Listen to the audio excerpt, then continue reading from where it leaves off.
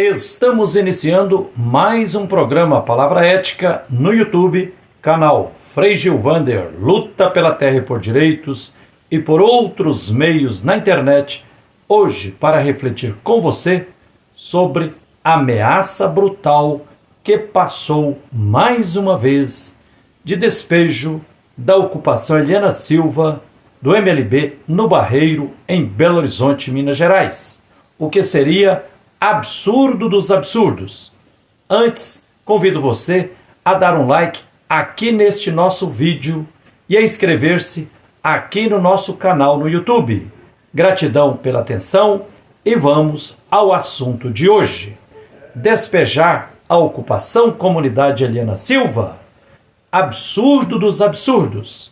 Ficamos estarrecidos ao recebermos a confirmação de que uma juíza de uma vara pública municipal de Belo Horizonte, na capital mineira, havia exarado decisão para despejar mais de 400 famílias da ocupação comunidade Eliana Silva, coordenada pelo Movimento de Luta nos Bairros, Vilas e Favelas, o MLB, na região do Barreiro, na capital mineira.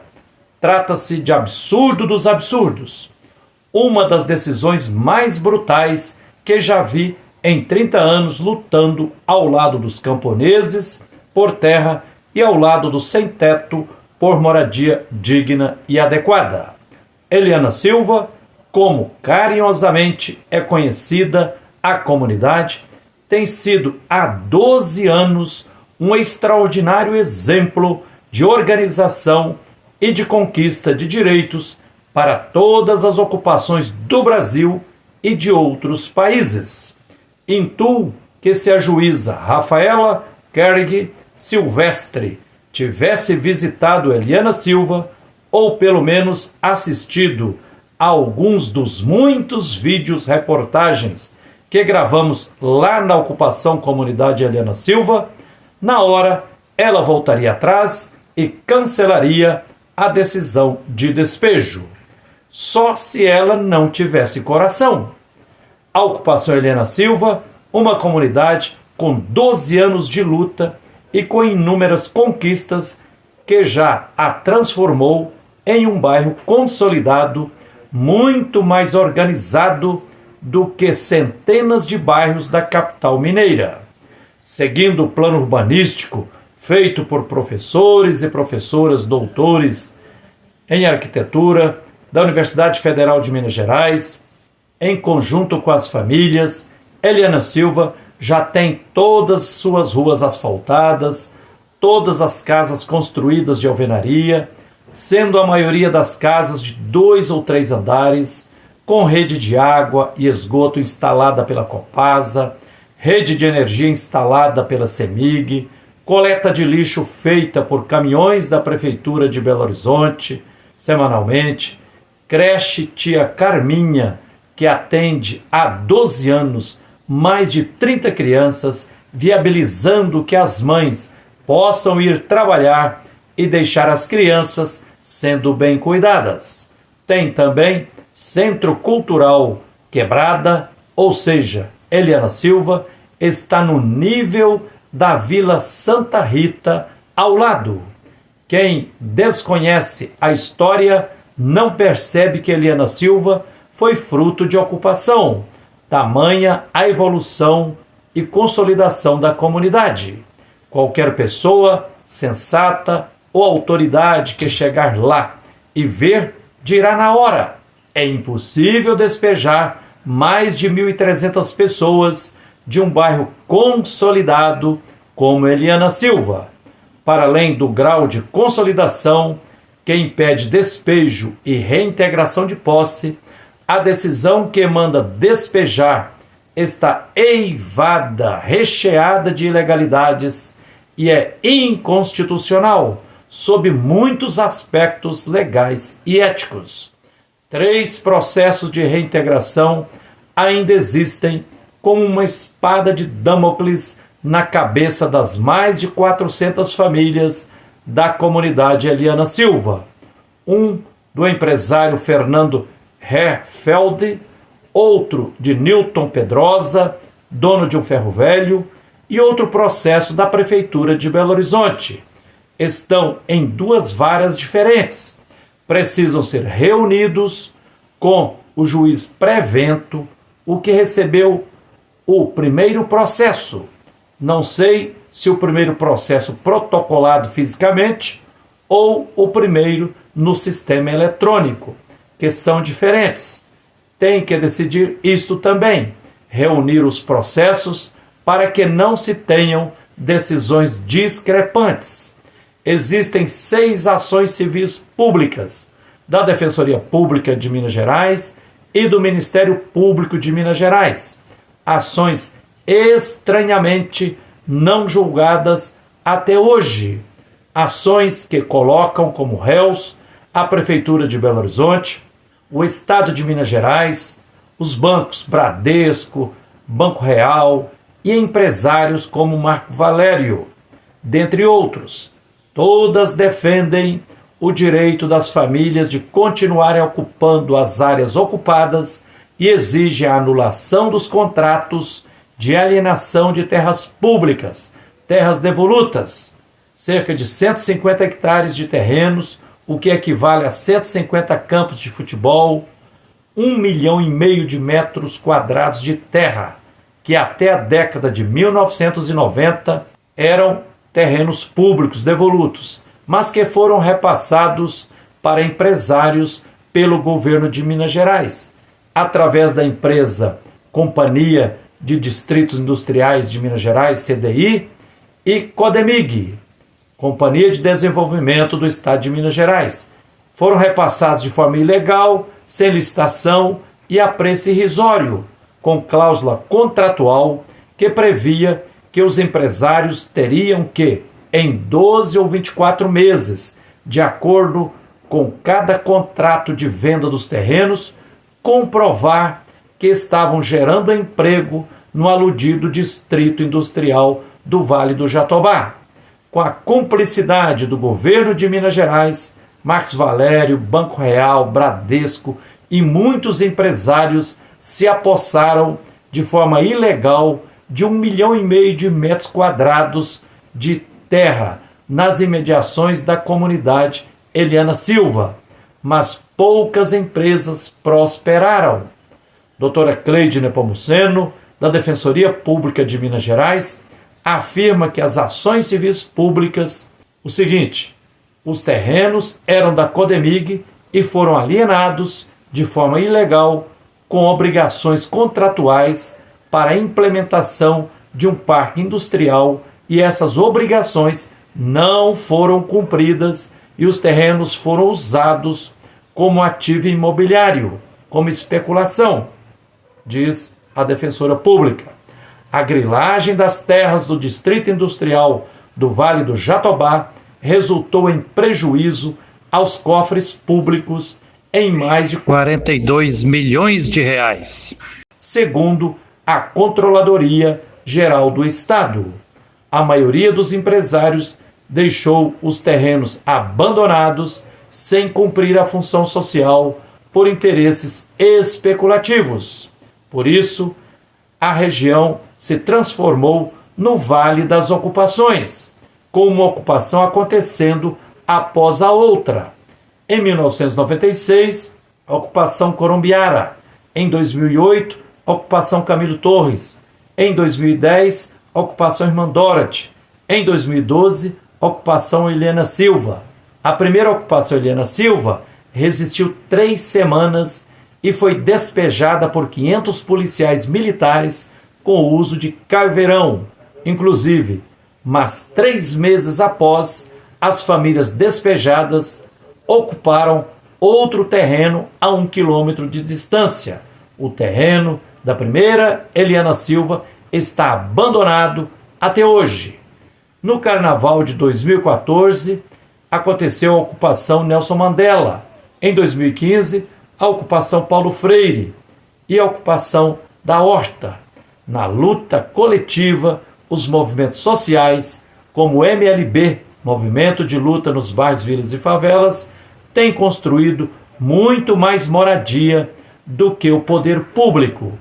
As ações civis públicas devem ser julgadas primeiro, pois os direitos do povo devem estar acima dos interesses dos empresários que, mesmo deixando os terrenos abandonados, sendo usados para especulação, pleiteiam judicialmente a reintegração em uma posse que nunca estiveram, pois se estivessem na posse e dando função social para a propriedade, não teria acontecido ocupações.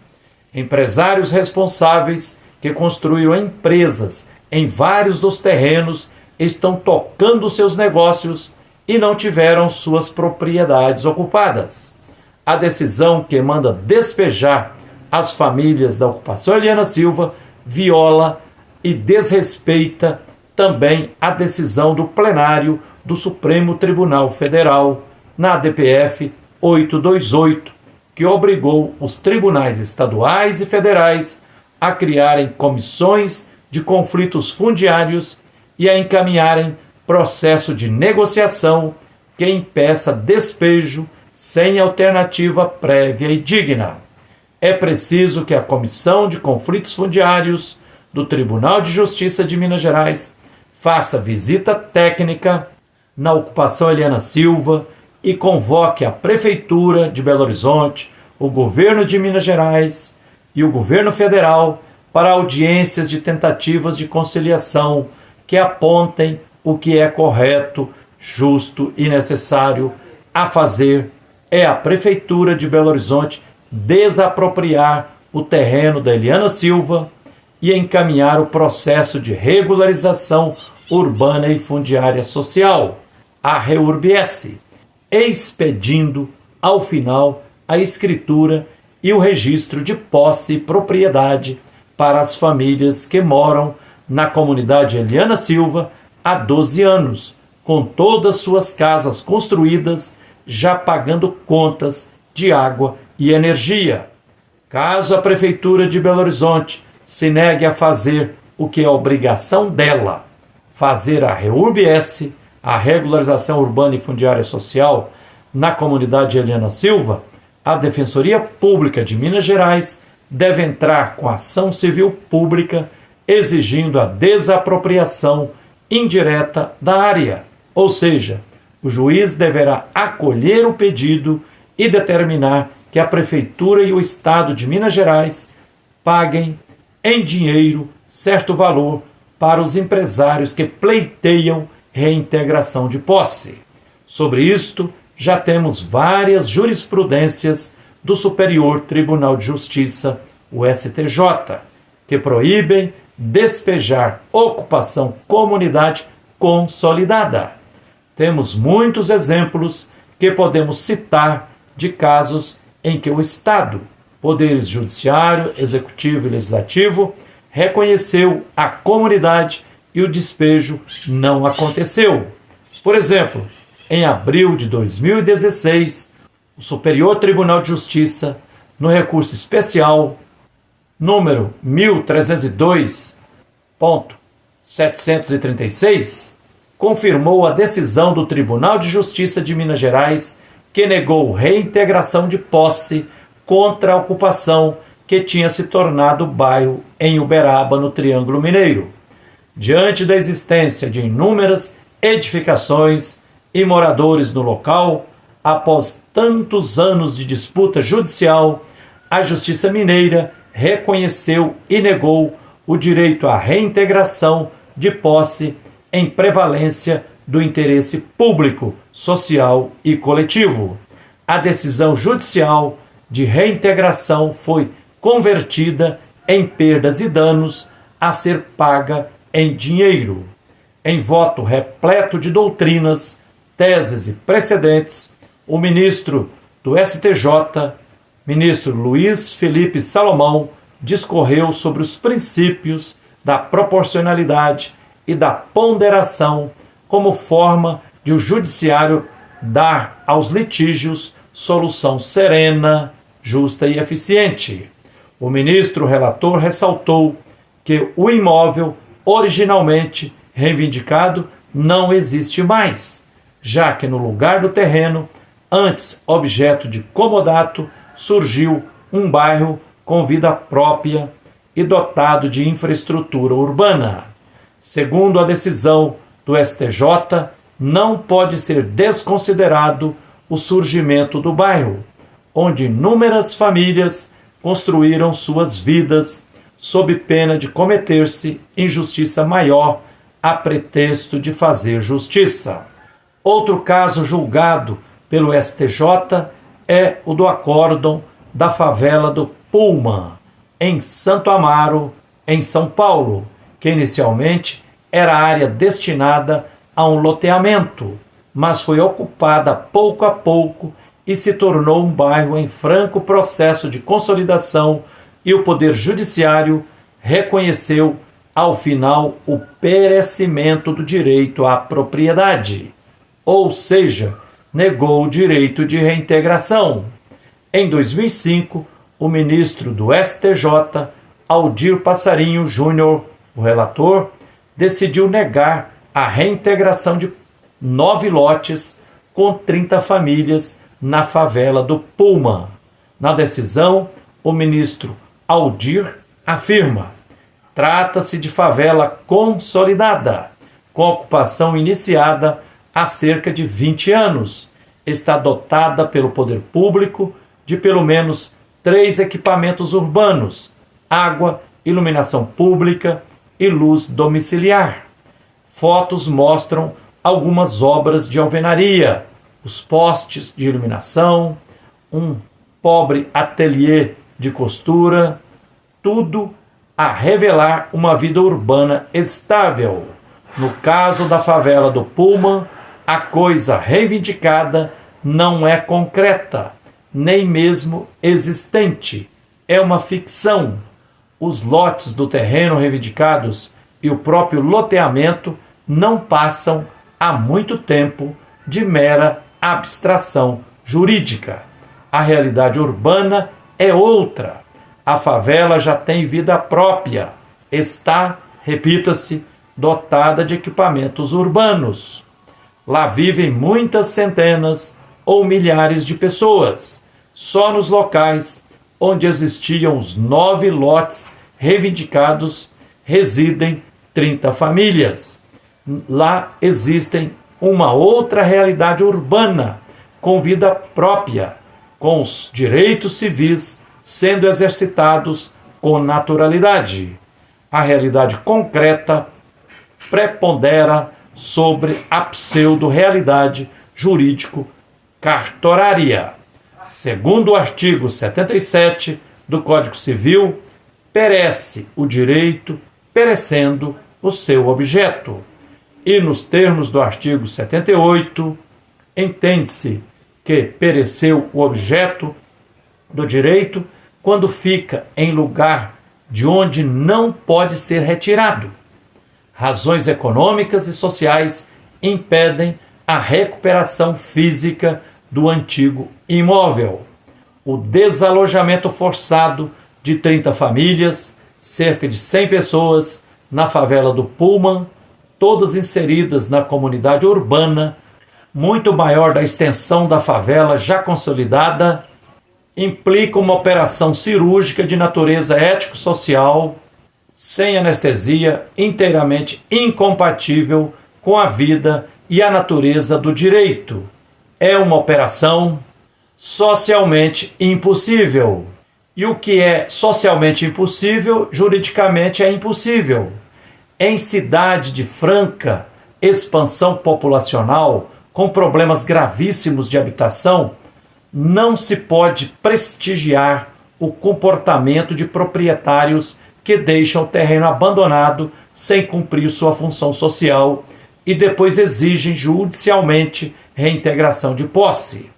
Tal julgado do STJ é inclusive citado pelo TJMG, que em julgamento de recurso envolvendo as ocupações da Isidora em Belo Horizonte, registrou que o direito de propriedade deve ter correspondência no atendimento à função social, que lhe é inerente, de maneira a buscar a proteção da dignidade humana, fundamento da República. Artigo 1 da Constituição Federal.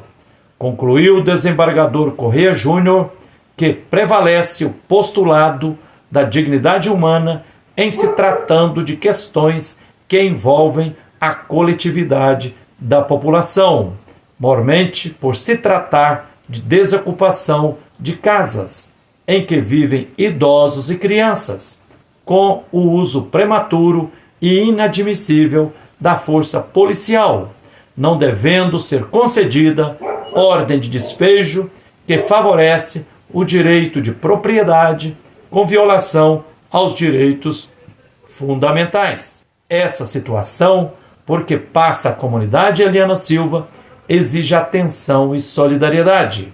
Conclamamos a todas as pessoas de boa vontade que unam-se a nós nessa luta urgente, justa e necessária, para impedirmos esse despejo absurdo, que a justiça aconteça, que a ocupação comunidade Eliana Silva resista mais esta vez, que venha a regularização urbana e fundiária social, a REURB-S já.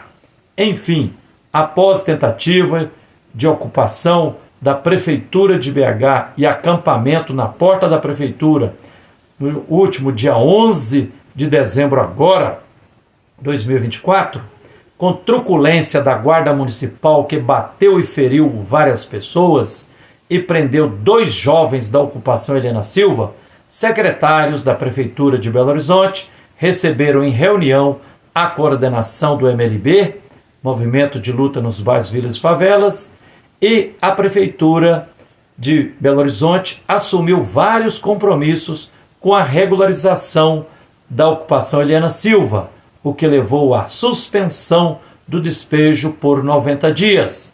A luta segue para que nunca haja despejo, que a Prefeitura de Belo Horizonte faça regularização urbana e fundiária social, REURB-S, na comunidade Eliana Silva e em todas as outras ocupações do Barreiro em Belo Horizonte. É isso aí. Gratidão pela atenção. Se você gostou deste programa Palavra Ética, comente aqui abaixo no nosso vídeo e compartilhe este programa Palavra Ética.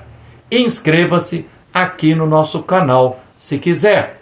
Que a luz e a força divina presente em nós nos inspirem sempre na luta por direitos e por tudo o que é justo. Abraço terno de Frei Gilvander Moreira e até o próximo Palavra Ética.